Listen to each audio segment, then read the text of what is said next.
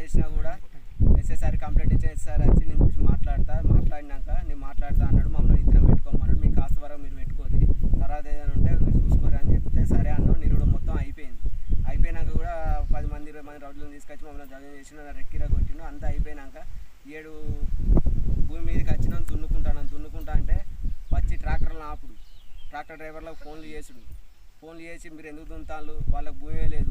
అదే పట్టా ఉన్న వ్యక్తి దుర్గరాన్న వ్యక్తి ఇక్కడికి వచ్చి ఆయన ఏం చెప్తానంటే వాళ్ళ భూమి నువ్వెందుకు దౌర్జన్యం చేస్తాను, నీ బిడ్డనిచ్చే మాత్రాన నీ భూమి ఎక్కడిది, నువ్వు నీతోని నేను తిని ఉండంగా నీకు మిగిలింది నీకు ఇస్తా అంతే తప్ప వాళ్ళని దౌర్జన్యం చేస్తాను వచ్చి నిలబడి దున్నిచ్చినా కూడా ఒక 2 ఎకరాలు అమ్ముకున్నాడు మా పక్క పంటి. అమ్ముకున్నాక కూడా ఇప్పుడు వాళ్ళు కణీలు వాతినా మేము కూడా లొలిపోయిన కొన్న వ్యక్తికి కూడా చెప్పినాం. పులుగు రాజిరెడ్డి చెప్తే కూడా కోర్టులో కేసు ఉన్నది, భూములు తగాదాల మీద ఉన్నాయి.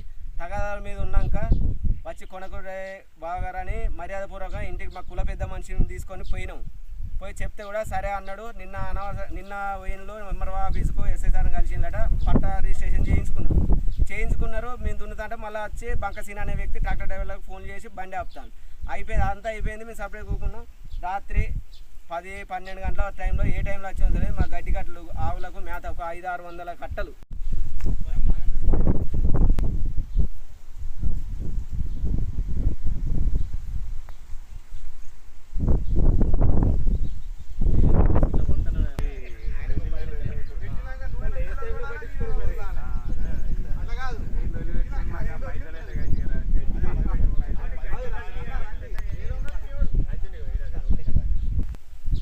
పొద్దున వచ్చేసరికి మొత్తం బూడిదే ఉండదు.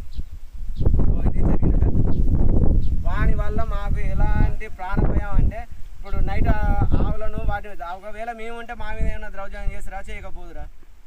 ఎంఆర్ఓ సార్కైనా ఎస్ఐ సార్కైనా మాకు మన విన్నపం నేను కూడా తీసుకుంటానని ధైర్యం చేసింది. మా పక్కపోటు కనీసం మమ్మల్ని అడగడం కూడా సంప్రదించలేదు.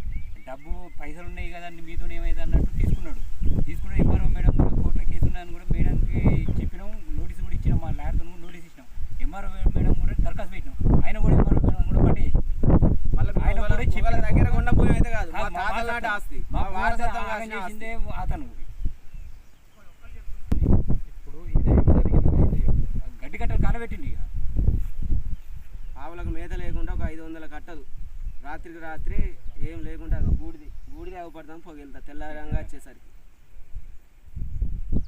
ఇది కాలబెట్టి వ్యక్తి ముమ్మాటికి బంక శ్రీనివాసు, శ్రీలత, దుర్గరాజు ఈ 3 వ్యక్తులు ఖచ్చితంగా మా గడ్డి కట్టాలకు నష్టం చేసింది వాళ్ళే. దుర్గరాజు ఏదో